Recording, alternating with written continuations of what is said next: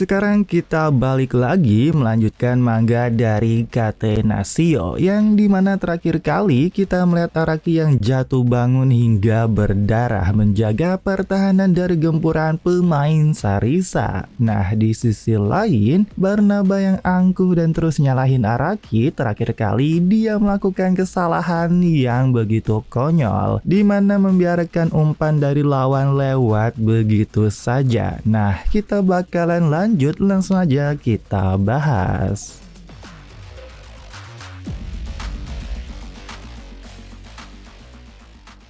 Oh iya, chapter sebelumnya berakhir di babak pertama. Nah, sebelum kita lanjut, kita di sini flashback dulu dengan Barnaba, yang dimana terlihat di sini dia sedang adu lari bersama teman-teman kecilnya. Barnaba lari sangat kencang sehingga dia pun menang, dan dia bilang yang lari terakhir harus membawa barang bawaan semua orang. Nah, ketika anak yang pakai kacamata nunjuk anak memakai topi yaitu Jiro yang lari terakhir, di sini malah anak yang pakai topi ini ngeles kesakitan karena dia bilang perutnya sakit karena kena tangan dari anak kacamata. Bahkan Jiro bilang si Mauro atau anak berkacamata ini larinya aneh sambil mengayunkan tangannya. Itulah alasan dia. Dan temennya yang lainnya pun malah percaya gitu, seolah seperti Far nyuruh si Mauro melakukan lagi larinya, yang dimana Mauro emang larinya agak aneh gitu. Itu pun dia ditertawakan oleh Barnaba dan yang lainnya, dan pada akhirnya Barnaba dan yang lainnya pun malah nyuruh Mauro membawa semua tas bawaan mereka, seolah emang si Mauro ini sudah biasa kena bully. Bahkan si Mauro ini berkata kalau ngomongin gaya larinya yang aneh, bukankah si Barnaba juga sama?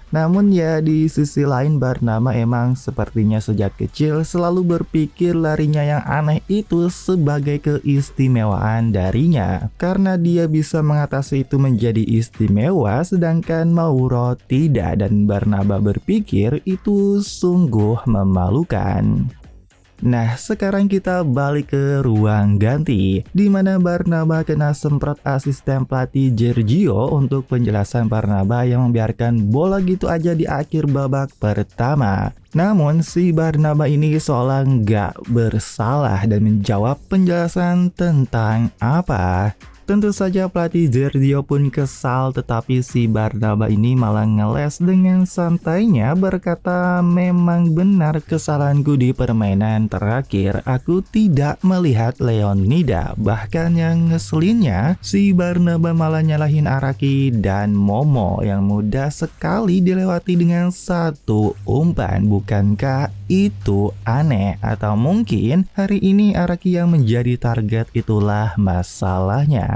Semua orang yang di ruang ganti pun terdiam dan pelatih Giorgio berkata, dalam situasi itu jelas sekali kau sengaja mengurangi kecepatan dan membiarkan umpan lewat. Itu yang ingin aku tahu dan jangan mengalihkan pembicaraan. Tetapi si Barnaba ini tetap ngotot bahwa itu bukan salahnya. Aku juga udah jelasin tadi, jadi katakanlah pada Araki. Sulit bermain dengannya karena garis tidak selaras.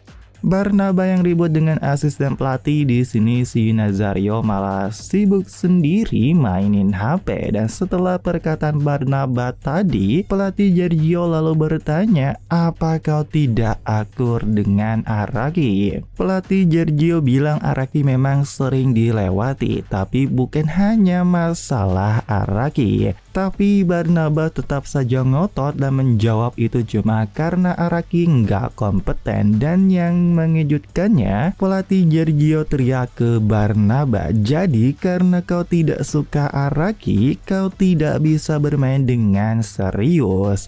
Barnaba sempat terkejut, bahkan asisten pelatih Giorgio bilang sungguh mengecewakan, kau turun ke bangku cadangan. Barnaba pun shock mendengar itu, bahkan Giorgio pun berkata, kenapa kau terkejut? Ini sudah seharusnya, bukan hanya pertandingan ini, jangan berpikir kau akan bermain untuk sementara waktu. Tetapi pelatih kepala di sini malah berkata ke Giorgio sudah cukup, itu tidak baik. Dan yang mengejutkannya, pelatih nyuruh Barnaba tetap main di babak kedua. Dua center back pertandingan ini adalah Barnaba dan Araki. Setidaknya hari ini aku akan mempercayai keduanya sampai akhir, dan ya pada akhirnya pelatih pun nyuruh untuk selesai dan menyuruh semuanya untuk pulihkan energi.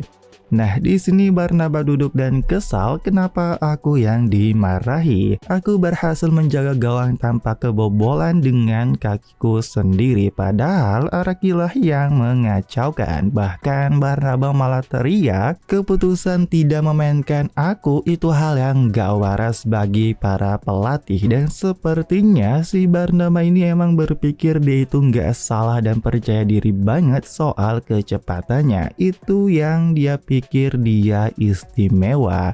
Di sini bahkan Barnaba mencabut earphone Nazario yang dengerin musik dan berkata ke Nazario, kecepatanku pasti dibutuhkan. Memang aku sedikit salah di akhir, dan si Barnaba malah nyindir pelatih Giorgio. Hanya karena kesalahan sekecil itu dia malah ngomel, itulah sebabnya rambutnya semakin mundur setiap hari. Nah, Nazario yang terlihat kesal juga diganggu mengiyakan jawaban Barnaba. Gak sampai di situ aja, Barnaba berkata ke Araki juga, karena kau aku jadi kesulitan begini. Rasakan tanggung jawabmu, kau terlalu mudah dilewati seperti orang bodoh. Apa kau itu cuma hiasan, bahkan lebih buruk dari hiasan? Semua orang gak ada yang menjawab ocehan dari Barnaba yang begitu berisik di ruang ganti, dan tiba-tiba si Nazario tertawa dan berkata ke Barnaba, kau benar-benar putus asa mencari alasan, kau terlihat lebih menyedihkan dari biasanya.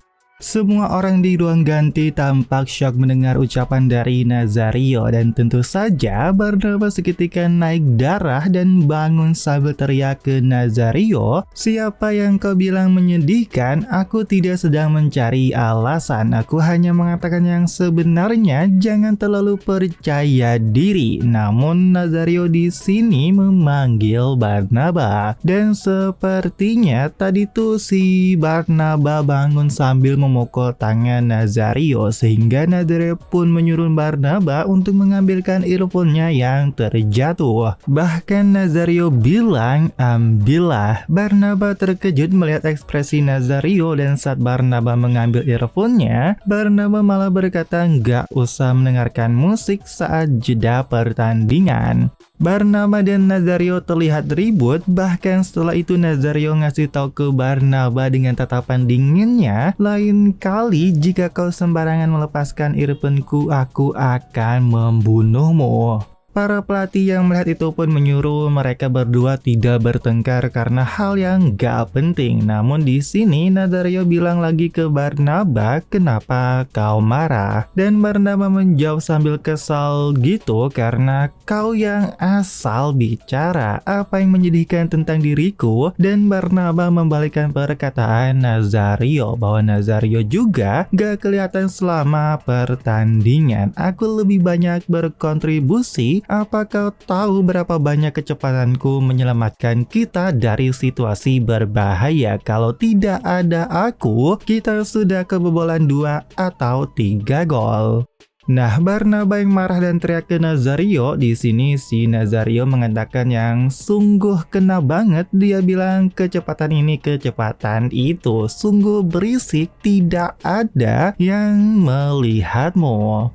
Barnaba tentu terdiam syok gitu, dan Nazario ngasih tahu bahwa nggak ada yang peduli selain dirimu sendiri. Kau terlihat putus asa, itu sangat menyedihkan dan sungguh konyol. Barnaba benar-benar kena mental dari ucapan Nazario, dan di sini pelatih Giorgio ngasih tahu untuk memperhatikan karena akan menjelaskan bermain di babak kedua. Dan di sisi lain, si Barnaba yang kena mental oleh Nazario terlihat menunduk dan seakan putus asa gitu. Meski pelatih Giorgio menjelaskan soal strategi untuk jangan bertahan meski unggul 1 gol, di sini Barnaba nggak mendengarkan sama sekali. sekali. Dia malahan terus memikirkan perkataan Nazario yang mengatakan tidak ada yang melihatnya. Bahkan Barnaba terus memikirkan itu sampai keluar ruangan. Tapi terlihat di sini Araki mendekati Barnaba dan memanggilnya, berkata jika ini terus berlanjut kita akan kebobolan. Jika kita bisa memperbaiki pertahanan, kita bisa memenangkan pertandingan ini.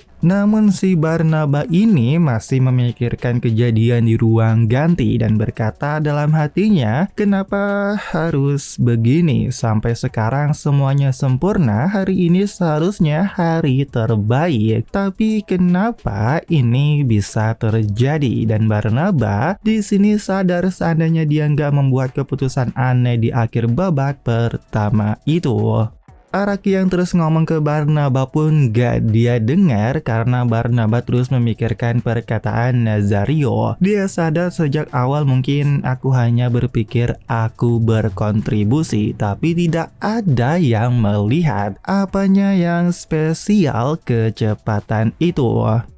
Nah, babak kedua pun terlihat sudah dimulai, namun di belakang Barnaba benar-benar kena mental. Dia terlihat nggak semangat gitu dan berkata dalam hatinya, aku ingin pulang, aku ingin tidur, lupakan semuanya dan memulai lagi. Dan terlihat di sini Barnaba benar-benar kayak mau nangis gitu.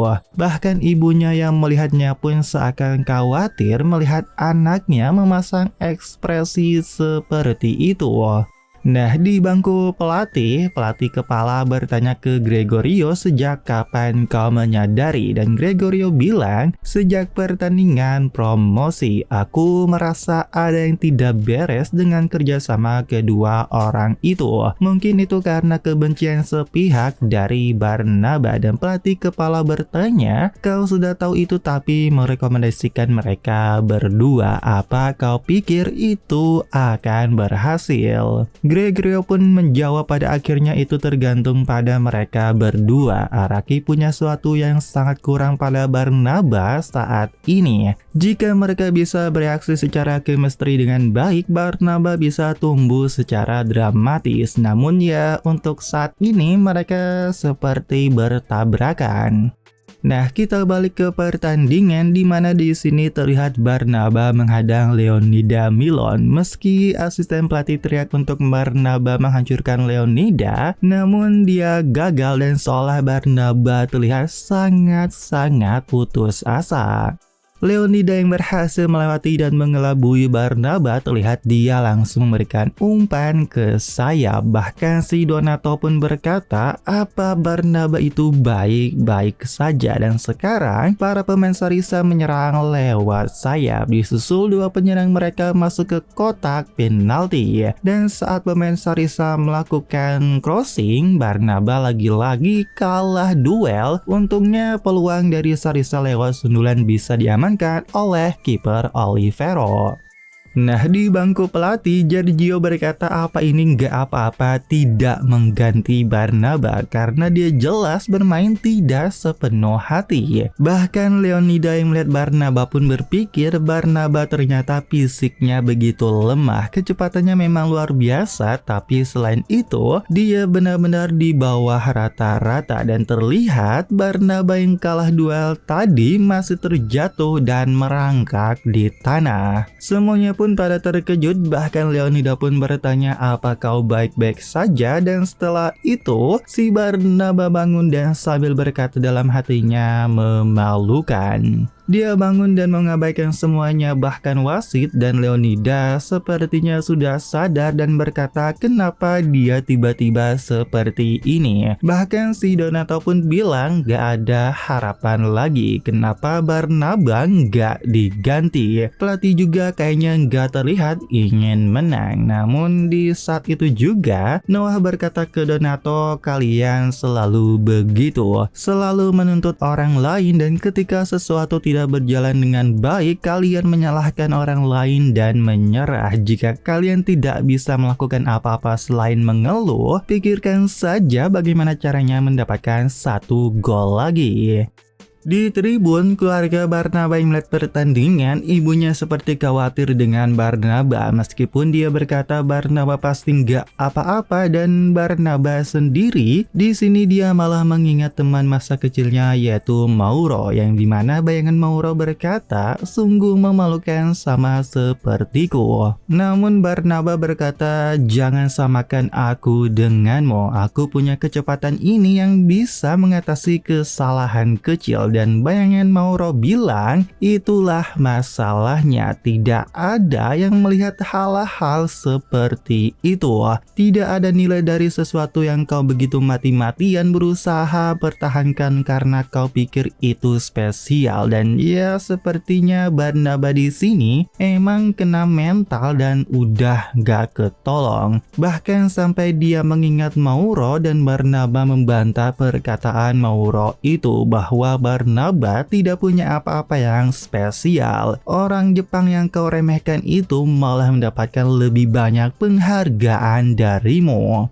Barnaba terus memikirkan hal itu dan berpikir kenapa begini, kenapa aku yang lebih buruk dibandingkan dengan orang yang tidak punya kelebihan apa-apa, yang hanya berusaha keras itu, kenapa aku yang harus mengalami ini, karena saat itu kecepatanku adalah segalanya. Namun di bangku pelatih Gregorio berkata Barnaba itu masih anak-anak. Dia masih hidup dengan perasaan naif bahwa dia bisa menjadi pahlawan hanya dengan kecepatannya. Dia lebih terobsesi dengan menunjukkan kemampuan spesialnya daripada hasil akhir atau menang kalah. Dan di dunia profesional hanya spesial yang bisa memberikan hasil yang dihargai. Araki yang melihat Barnaba pun terus berkata, apa kau baik-baik saja, fokuslah dan berkonsentrasi. Tapi si Barnaba malah bilang sudah tidak ada artinya lagi, tidak peduli seberapa buruk tim bermain, bahkan jika kita terus kalah, aku tetap bisa bermain bagus, kecepatanku tetap tak terkalahkan. Namun tidak ada artinya, pada akhirnya tidak ada yang melihat setiap permainan center back. Di tim yang terus kalah, tidak peduli seberapa banyak kemampuan yang kau punya, seberapa bagus kau bermain, aku juga hanya pemain yang terus kalah dan memalukan. Tetapi di sini Araki berkata ke Barnaba, begitu ya, jadi kita hanya harus menang. Barnaba pun sontak terdiam dan terkejut dan situasinya sekarang serangan dari tim Sarisa kembali. Tim Sarisa yang menyerang lewat umpan long ball kepada Theodoro, terlihat dia benar-benar lolos dari offside dan hanya tinggal kiper seorang. Araki pun mundur sambil melihat Barnaba yang gak gerak sama sekali, dan di sini Araki mengingat perkataan Noah soal rencana pembalasan mereka. Jika ingin membangun ulang tim, kita harus mengatasi Barnaba dulu, dan setelah itu Araki pun teriak memanggil Barnaba. Barnaba yang tadinya diam aja di sini dia berbalik dan terlihat berlari mengejar Theodoro. Dia berlari sekuat tenaga sambil mengingat Mauro. Mauro itu cara larinya aneh dan diolok-olok. Orang itu cara makannya berantakan dan dibenci. Orang itu yang jelek dan terus dijauhi itu sangat memalukan. Padahal kalau kita lihat Barnaba, hal itu semua ada pada dirinya. Nah, si Barnaba ini berpikir kecepatan kakinya telah melindunginya. Dengan kecepatan kakiku saja, aku telah mengalahkan semua kejahatan. Barnaba tidak mau dan tidak ingin pergi ke sisi seperti Mauro dan yang lainnya. Nah, terlihat di sini Theodoro berhasil menerima umpan dengan mulus dan terlihat di belakang Theodoro sudah ada Barnaba yang coba mengejarnya dengan sekuat tenaga. Bahkan yang gokilnya, Barnaba beneran bisa mengejar Theodoro dan sekarang mereka berduel untuk memenangkan bola. Tapi terlihat di sini Barnaba sepertinya kalah karena ingin terjatuh. Bahkan hal itu membuat ibunya pun shock melihat anaknya. Barnaba beneran kalah dan terjatuh, bahkan bayangan Mauro pun muncul kembali berkata konyol. Lihatlah, karena kau mencoba melakukan hal yang tidak bisa kau lakukan, seharusnya kau tetap melakukan apa yang kau bisa dan membuang soal menang kalah seperti biasa. Jika kau terus berpegang pada spesialmu itu, kau tidak perlu menunjukkan diri yang memalukan seperti ini. Namun Barnaba yang terjatuh tadi di sini dia terlihat bangkit dan mencoba mengejar Theodoro kembali meski berlari dengan penuh air liur sambil berkata dalam hatinya, siapa yang memalukan? Aku selalu keren dan luar biasa, itulah aku. Dan aku akan menang, aku akan menang dan membuat mereka mengakui aku. Tapi bayangan Maruo berkata mustahil, kau tidak akan bisa. Tetapi terlihat Barnaba bisa mengejar dan melakukan tackle pada Theodoro yang pas banget. Theo melakukan tendangan ke arah gawang dan terlihat sepertinya kaki Barnaba sempat mengenai bola secuil, dan yang mengejutkannya tendangan Theodoro melambung mengenai mistar gawang. Semua orang pun pada terkejut, apalagi Theodoro yang beneran kesal banget karena tendangannya di depan kiper tidak gol, dan dia melirik Barnaba yang terjatuh sambil kesal. Barnaba yang melakukan tackle pun bangun sambil berkata pada akhirnya itu tidak cukup. Bahkan jika aku tidak melakukan apa-apa, hasilnya tetap akan sama. Ini sungguh memalukan. Tapi Barnaba yang seolah putus asa, tiba-tiba Araki datang menarik kerah baju Barnaba dan berkata pertahanan yang bagus. Pakai baju merah, rambutnya panjang, udah lagi cantik tak terbayang. Entah kenapa hati ini mabuk kebayang, tapi kenyataan dia punya